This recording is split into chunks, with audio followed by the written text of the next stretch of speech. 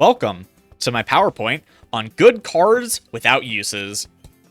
Starting with Death Knight, we have Horn of Winter. This card is just like, on paper, incredibly powerful. It's just, where do you play it?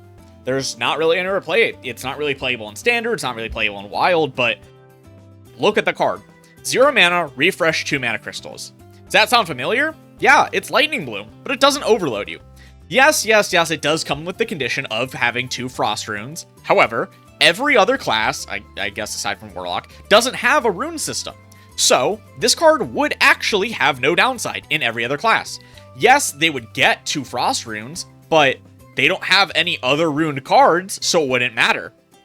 Horn of Winter is such an interesting card because, like, it's one of those cards that makes you go, like, it genuinely makes you go, how is this not played?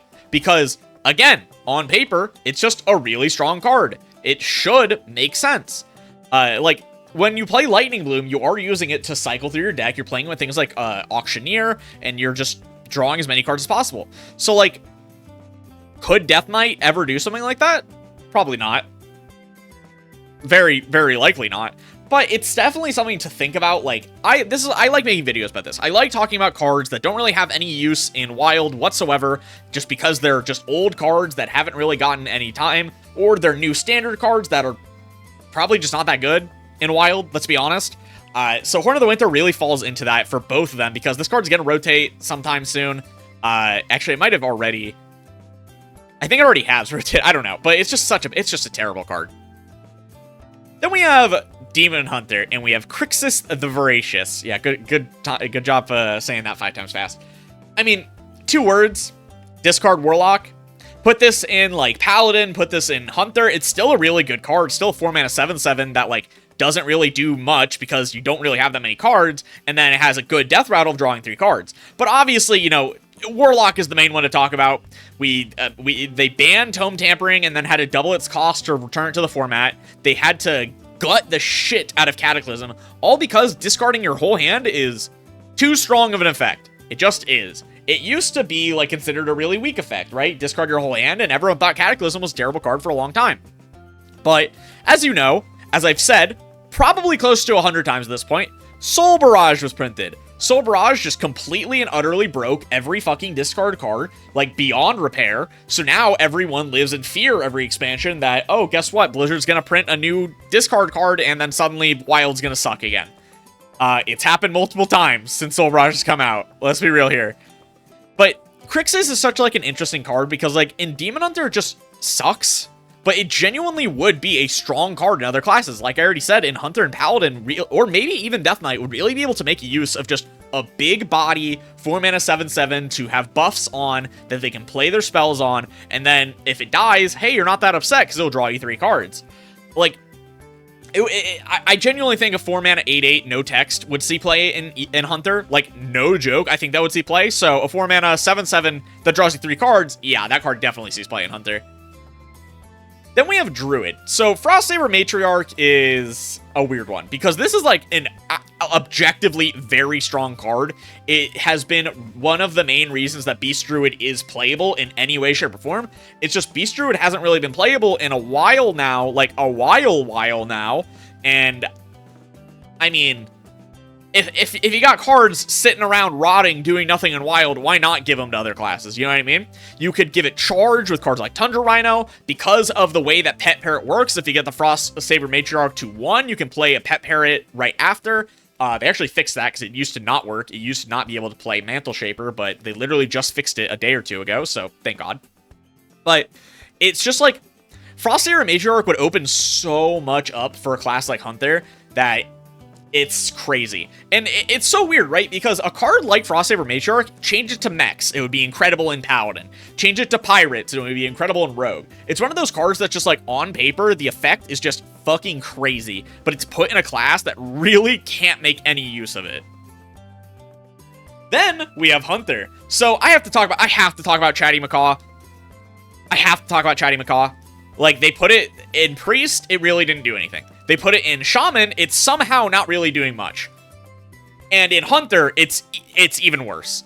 Hunter just has, like, no cards that are actually worth repeating from Chatty Macaw at all, but other classes do. You could run it in the aforementioned Beast Hunter with something like Bees. Bees is a card that's running Beast Hunter, discount your Matriarch. If you've got another copy off of Chatty Macaw, damn, that'd be really good. You could have it in Mage to recast a fucking Pyroblast at your opponent's face. How hilarious would that be? And then, like I said, for Shaman, you can already run Dehydrate with it in Standard, because Dehydrate is still in Standard, but in Wild, you have cards like Windchill. It's just every other class is better at making use of Chatty Macaw than Hunter. I mean, there's probably more examples. I just wanted to only, like, show 4 cards, because that's kind of the only thing that would fit on this page. But it's just so crazy. It's just so crazy, man, that Chatty Macaw is such a, frankly, really strong card, but has actually nothing to use with. Then we have Mage. So I typed in Secret into Mage, and I pulled out all the Secret Mage cards that have been really good over the years that aren't secrets themselves. So cards like Arcane Flak Mage, Sage Seer of Darkmoon, Contract Conjurer, Chatty Bartender, Cabal Crystal Runner, Orion Ancient Manager, and Occult Conjurer. All of these have been incredibly powerful cards in Secret Mage at different points in time over the years. And if they were put in any other class, they would instantly, like, skyrocket the, like, strength of those classes' secret decks. Like, okay, so for some of them, you'd obviously have to change some things out. Like, Contract Conjurer probably couldn't cost 3 less if you put it in, like, Paladin, because you could play it on, like, turn 2, but we won't talk about that. But it's just, like, so many secret classes are struggling, not only because their secrets are bad, because they are, but also the cards that surround them are bad. Rogue has the least amount of cards that surround their secrets and the least amount of secrets, which does make sense, right? But Rogue still has things like Black Deck Stunner, which is really powerful, Sparkjoy Cheat. Hunter has like one good card that actually synergizes with secrets, and it's fucking Starstrung Bow. Every other Hunter card that, like, says, like, do X if you control a secret, or do X if you control secrets, is really bad. I mean, like, Phase Stalker, the what is it called? The Bunker and Costume Singer, they're all really good cards, but they cheat out secrets. All of the Hunter cards that actually, like, revolve around having secrets in play or having secrets played, aside from Starstrung Bow, are just really bad. Product 9 is really bad, Petting Zoo is really bad, Emerald Spellstone is horrifically bad. There's just nothing to do. There's, like, it's really upsetting. And this also applies to Paladin. Paladin's cards that benefit from having secrets are really bad, but Paladin secrets cost 1. So shouldn't the cards that have benefit from having secrets be better? Yeah, they should, but they're not. Again, you know, we know that they'll never print Paladin secrets again. That's the whole point of auras, is to replace secrets, but it's just really sad. It's mainly sad to me to see all these Secret Mage cards just rotting away because people don't like Objection and they don't like playing around Objection and Counterspell, like, specifically. So it's sad. I really am upset that these cards, these fun to play with cards, just can't be played with anymore. Then we have Paladin. So in the same vein, Paladin has, like, so many buff spells that just aren't playable for one reason or another. Like, look at these cards that I chose. I chose 3 of the most powerful cards that I do not see played in Paladin at all anymore. Ring of Courage, a Lightforged Blessing, and Conviction. Yeah, you might be saying, oh, Lightforged Blessing, that's kind of not that good of a spell. And you're right, it's not that good of a spell in Paladin. But put Lightforged Blessing in Death Knight, or in Hunter, of all classes, give it to Dread Scale. You put it on Taunt Minions, in Priest, things like, or in Warlock, things like that. So many classes would love Lightforged Blessing to, like, disgusting degrees. Then you have Ring of Courage. This card could be amazing to use on, like, big taunt minions or even small taunt minions against aggro decks. But Paladin just can't use it. I don't really know.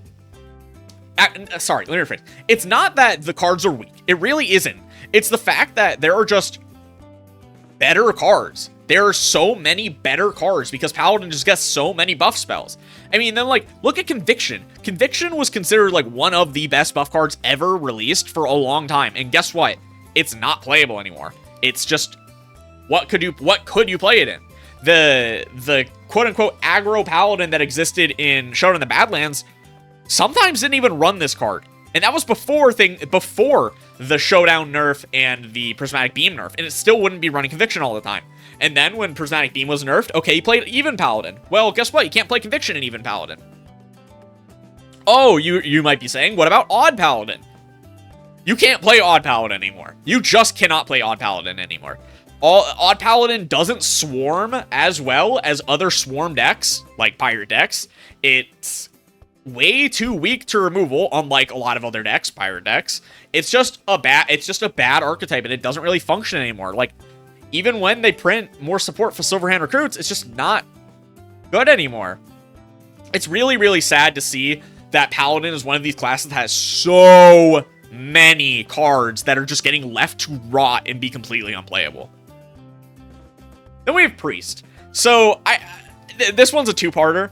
I want to talk about Idol's Adoration because this card is, like, unplayable in Wild. It's completely unplayable in Wild. It's fine in Standard, don't get me wrong, but in Wild, it's completely unplayable because why would you ever run it? Just why, right?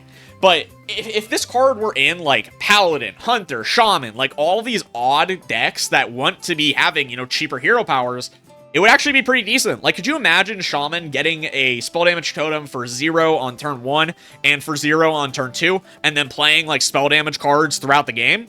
Wow, that would be actually quite strong. Hunter could hero power you for free, and then and not have to waste 6 whole mana, 7 if you include the side quest, just to get 3, count it out, Leper Gnomes for 7 mana because of Toxic Reinforcements. Wow! Wow! And then you have, like, again, I bring it back to Paladin. Man, if only you could actually hero power on turn 1 consistently as Paladin. Then the deck wouldn't be that bad. So if you had 2 copies of Tour Guide, wow, it would be really good. It's just Idol's Adoration would fit in so many odd decks that desperately need a card like this to help, you know, get the hero power out earlier, because spending 2 mana on a hero power is not that good in today's game anymore. Unsurprising, even an upgraded one. Wow, shocking, I know.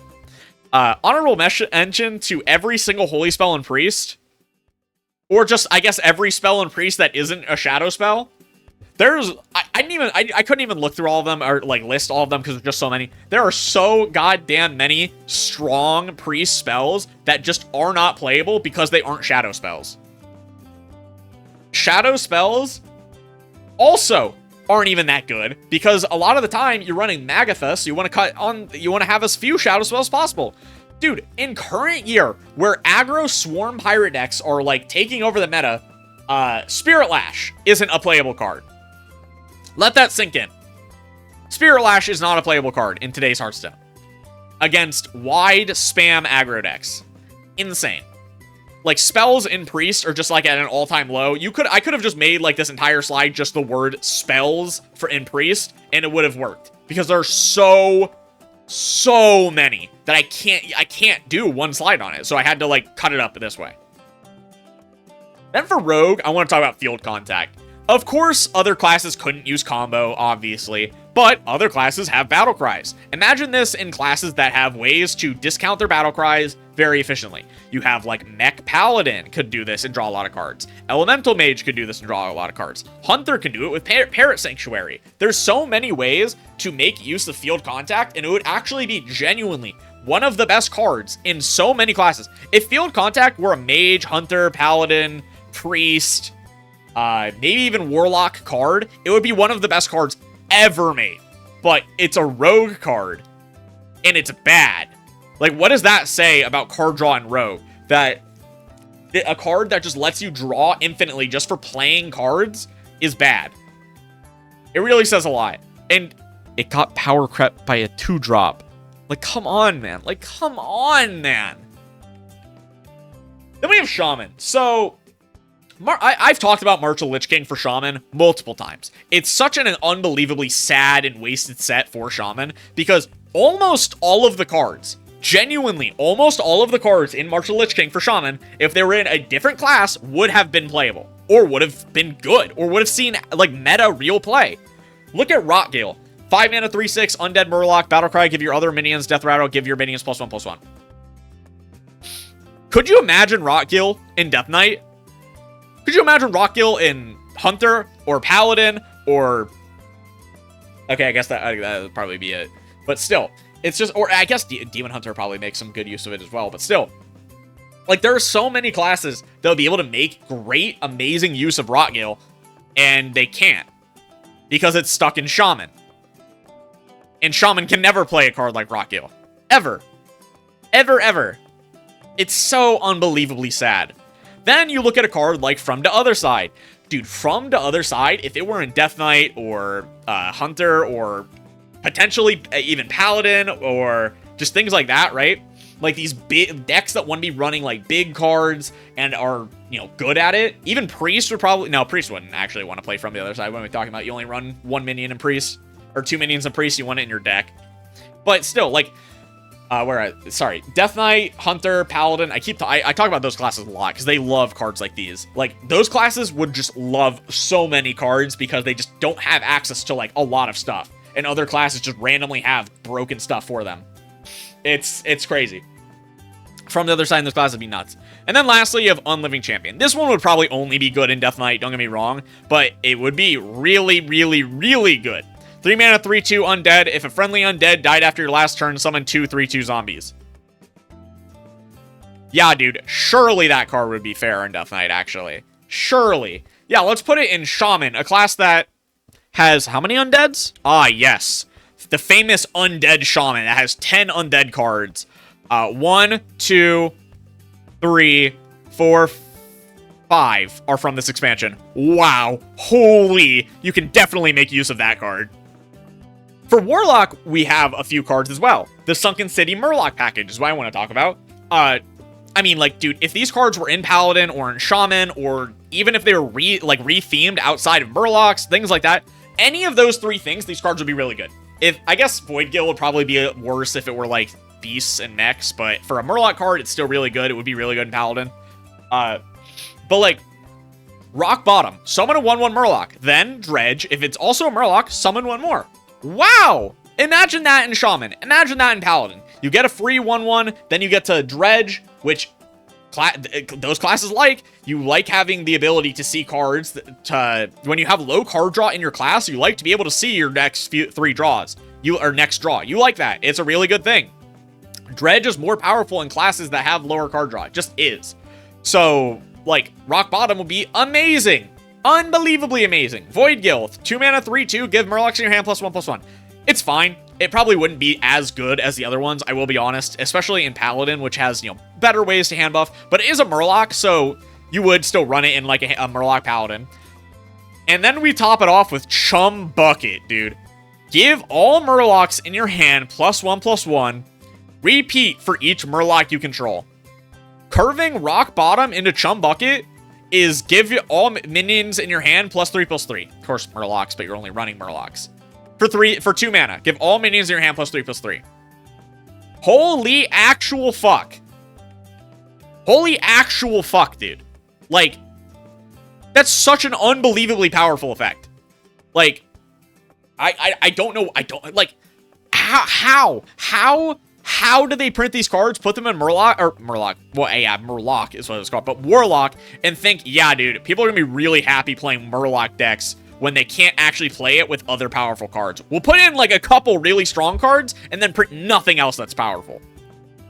Insane. They've printed 1 Merlock card since Sunken City, and it was No Fins Impossible, which is the 3 mana spell that gives all your minions Death Rattle, summon 2/2 Merlock Demons, which is fine card. It's definitely a fine card, don't get me wrong. And then before that, it was Sea Devil Stinger, and that's it. Sea Devil Stinger in Mean Streets of Gadgetzan. Thank you, Blizzard. Thank you for forcing Murloc for an expansion. It's still not the best thing you did the entire expansion, and it's just waste. Gigantic waste of cards. Lastly, but certainly not least, we have the Warrior Galakron. Oh, where do I begin? Where do I begin? The Warrior Galakron is, like, an insane card for aggressive decks, because it gives you a really powerful hero card that's, you know, 7 mana to draw 4 minions, obviously if you fully invoke it, and give them all +4/+4, which is fucking insane, genuinely. Like, actually fucking insane if that were in, like, Paladin or Hunter or Death Knight, you know, classes that love those kind of effects. Those classes are a lot easier to talk about for these videos, I'm gonna be honest. Let's put it out here. But it's just... where do I begin? You have your 2 mana deal 3 damage hero power, which, you know, is pretty good. That's just, objectively, it's a pretty good hero power. Obviously, you can combine it with things like Sing-Along Buddy or Garrison Commander, and you can do some funny stuff like that, but that's not that big of a deal. Except when you're playing Paladin, because Paladin has Wind Fury from Horn of the Windlord, so getting the +3 attack from the hero power would be a great. Death Knight. Death Knight has, like, a lot of cards that want to be buffed, but not enough buff cards to make use of them. So Galakron, the Unbreakable, would fit really well. As well as Death Knight has a lot of removal to make better use of a card like Awaken than something like Hunter would. But Hunter has a gigantic lack of good 2-mana weapons. Guess what Ritual Chopper is? A 2-mana 5 damage weapon. Holy man! All of the 3 classes I've listed would unbelievably love Galakron the Unbreakable. And that's not even talking about, like, hey, you could also run it in Druid. Druid would also really like it. I can't think. It's just... God, could you imagine Galakron the Unbreakable in Hero Power Druid, where you also give your Hero Power, like, 1,000,000 attack from... what's it called? From the Groovy Cats, but because of the way Invoke works, don't quote me on this, but I'm pretty sure if you played an Invoke card, while you have the Galakron hero power, it would re-trigger it with the attack from the Groovy Cats. Obviously, I can't know, because how would I? It wouldn't, I can't, you can't really get it. You have to somehow, like, simulate a game of getting Groovy Cats in Warrior after playing Galakron, which, yeah, you could do, and it probably wouldn't be that hard, and it would work, but I don't know if Invoke would trigger the bonus attack. I don't know if it's, like, strictly the +3 attack, but you get what I mean, right? Because they are battle cries, you could do stuff like that, or you could just, like, have Sing-Along Buddy and a bunch of Invokes go off, get a lot of attack, and just kill your opponent that way. Would it be likely? No. Would it be very fun? Oh, absolutely. I would play the absolute shit out of Galakron Druid if it were a real deck. But, yeah, that's going to be it for me. If you guys enjoyed, make sure to like, comment, and subscribe. Tell me anything down below. Are there any cards that you think could also fit in this list? Cards that are just really, really strong, but the class can't make use of them is kind of what I was going for. But, yeah, that's going to be it for me. I'll see you guys next time. Peace. Shadows are rising again! Darker than they've ever been.